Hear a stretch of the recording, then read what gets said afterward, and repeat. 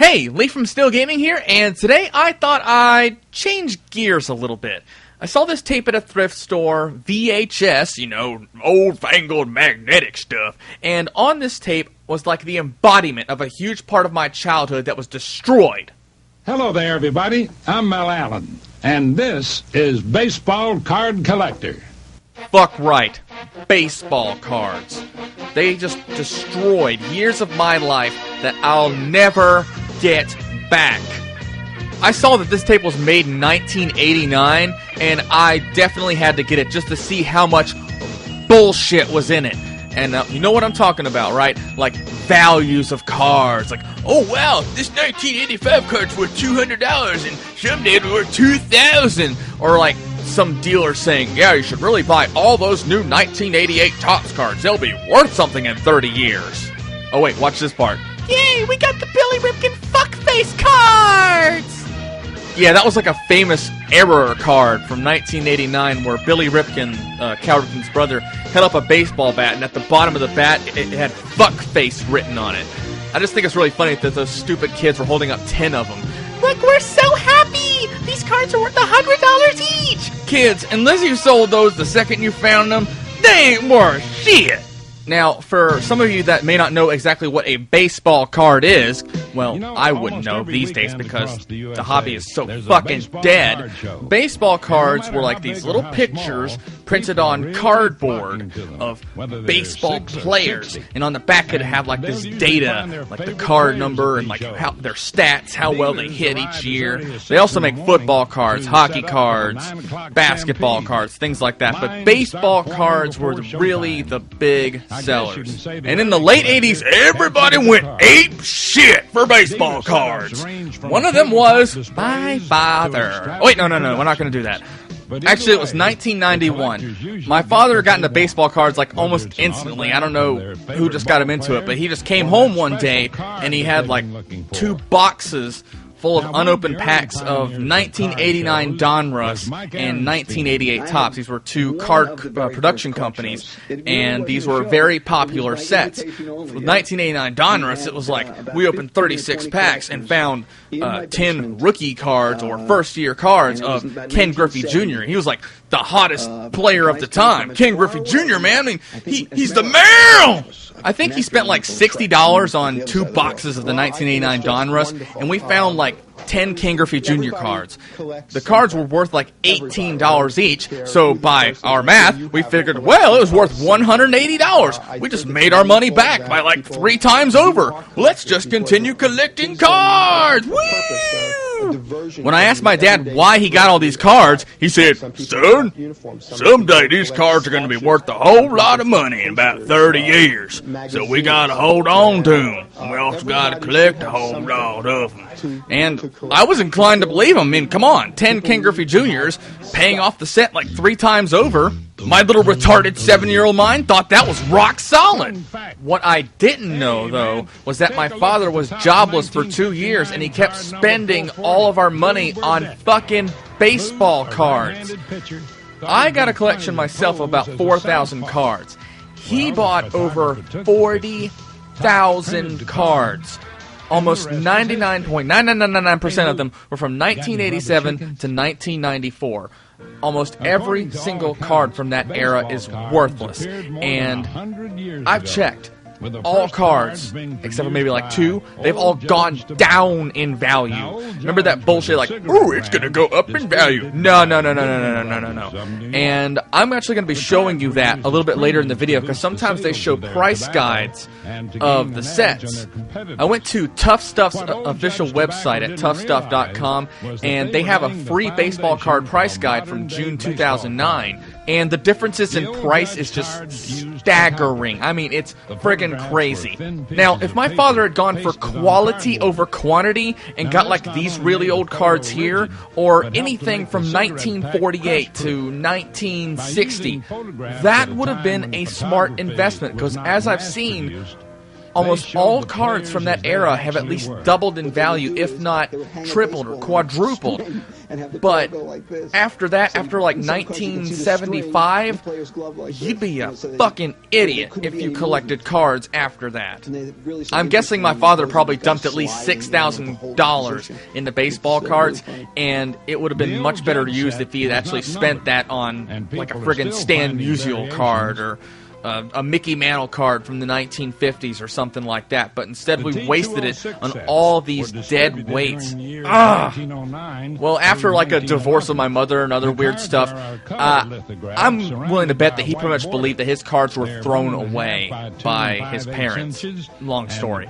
But I took all the cards. We lived in Florida. I moved to Tennessee, and I took 40,000 cards with me because I was still holding on to this retarded notion that they would go up in value someday. It was only 1999. The cards had only been around for 10 years. I figured, well, it's only been 10 years. Maybe they'll go up in value.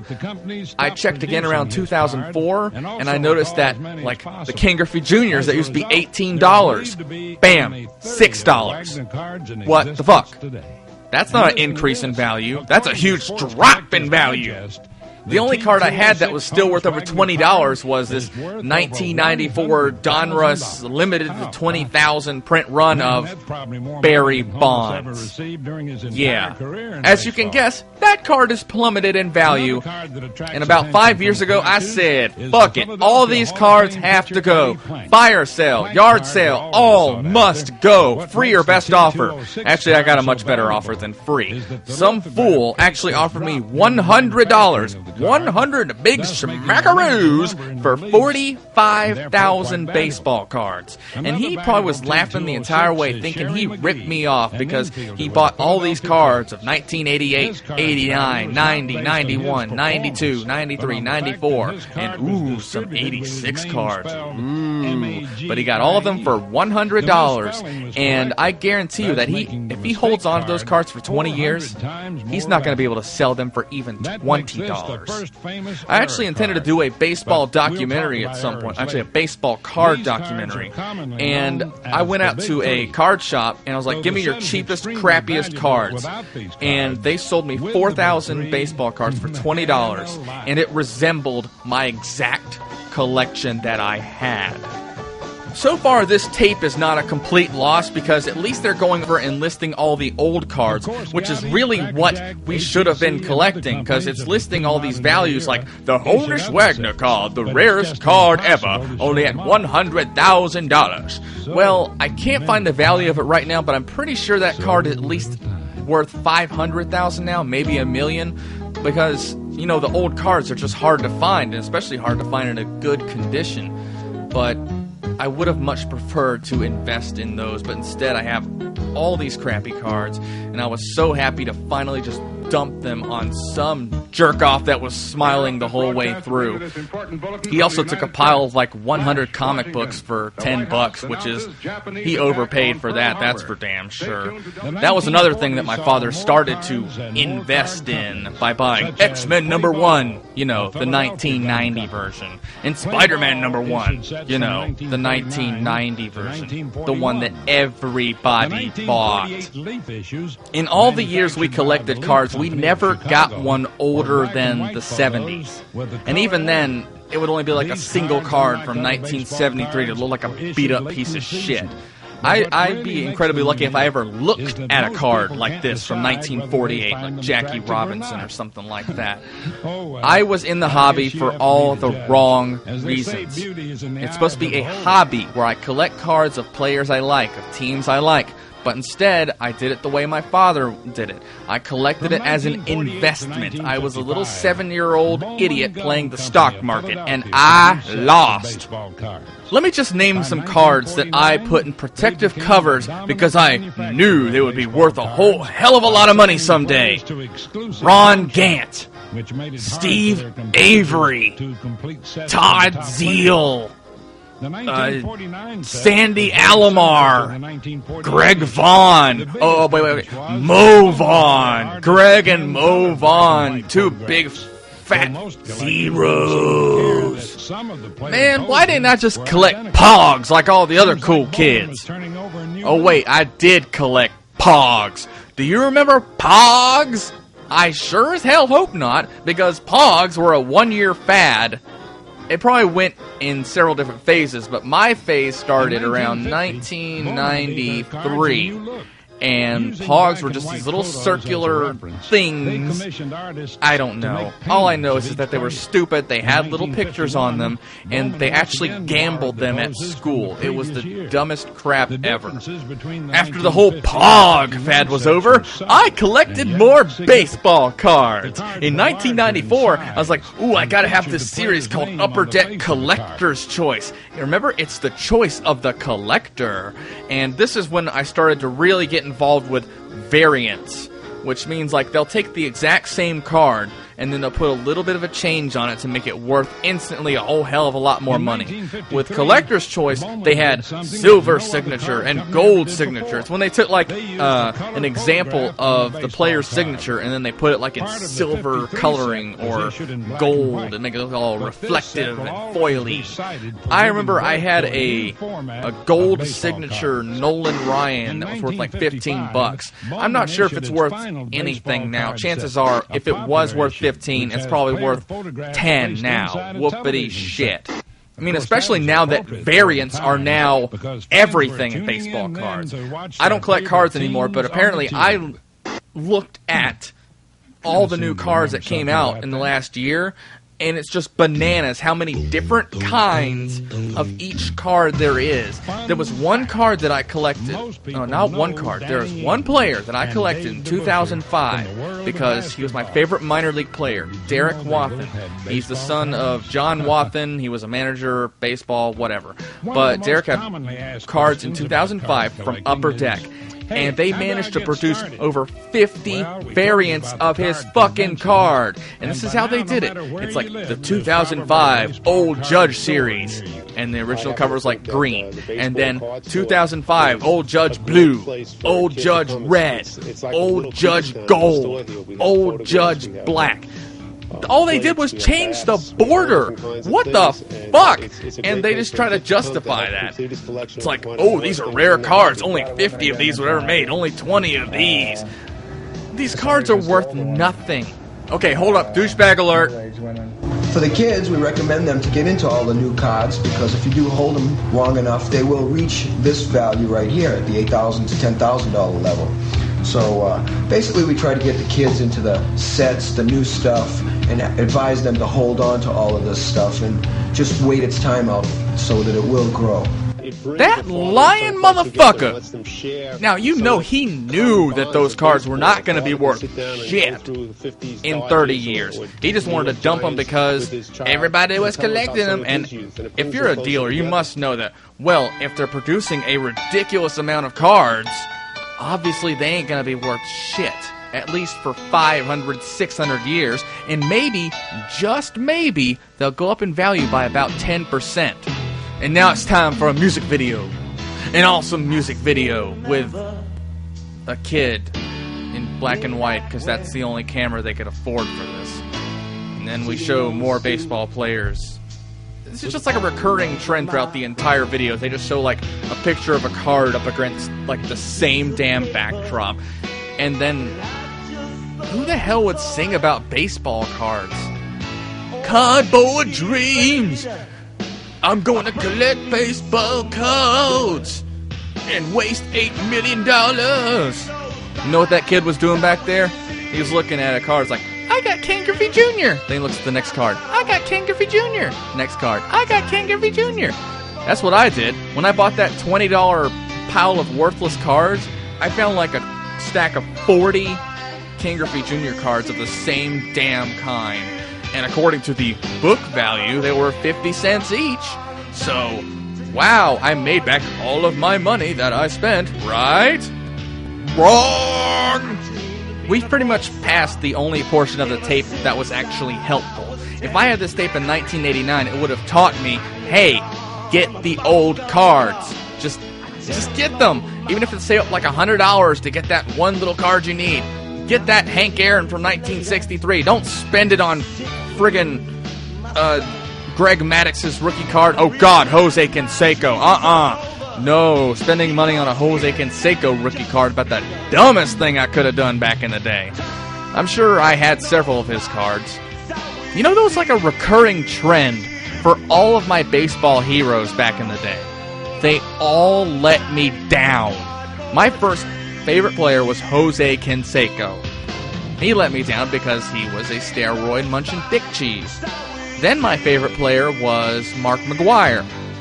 Yeah! Then my favorite player was Sammy Sosa. Yeah! Then my favorite player was just some random guy. I'm like, okay, now I'm just going to stick to some guy that nobody really knows about, Bubba Trammell. He played for, the Detroit Tigers, and then I think he made it big in San Diego. He was a big player in San Diego for a while. They really loved him there. He played in Tampa Bay for a while. Just a middle-of-the-road player. Nobody cared about him. Where it turns out Bubba Trammell was batshit insane, because the second he got traded to the New York Yankees, he just went sort of crazy. And what the mainstream probably knows about him is that the MLBPA went to bat for him to help get his money back when he tried to desert the team and just quit. He still got paid for the entire season despite quitting. What most people don't know is that same year he was jailed for threatening to kill his cousin. I sure know how to pick them, don't I? I've got just one awesome role model after the next. Oh, now we're getting to the current cards that we're supposed to collect, like Frank Viola, and Mark Langston. Who could forget Mark Langston? And, oh wow, Don Mattingly. Well, actually, Don Mattingly was pretty awesome. Barry Bonds. Wow, his head's so small there. Kevin Seltzer. Yeah, that's a big name guy. Kirk Gibson. Gotta give him his due. Is the song over? Oh, now, thank God. Baseball cards. You probably have heard the name Larry Fritsch. Hell no. Who the fuck is Larry Frisch? Point, Wisconsin. Okay, I kid a little bit. I do appreciate what this guy is trying to do. Apparently, he has a baseball card museum in Cooperstown, and what I like about what he said in the video is that he does not emphasize the value of the cards at all. He just has this collection, and he just has them on display. That's fine. At least he's not all about, oh, this card's worth a whole lot of money. Then again, a lot can change in 20 years. For all I know, he probably sold all of his cards and then just started talking about value all the time. That guy's got a pretty good pot belly. But yeah, I would love to go see that baseball card museum someday. I had a store in my city that had a museum of sorts. I think they were called the Seventh Inning, and last I checked, they'd been converted into a bar.